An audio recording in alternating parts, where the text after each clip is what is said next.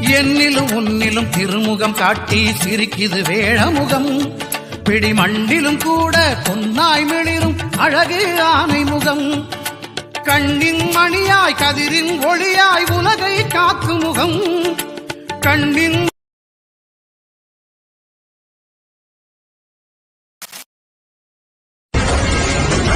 என்றால் பனிமலையா, கோபம் கொண்டால் எரிமலையா, ஆடு என்றால் புயல்மலையா, அண்ணாமலையே சிவமலையா.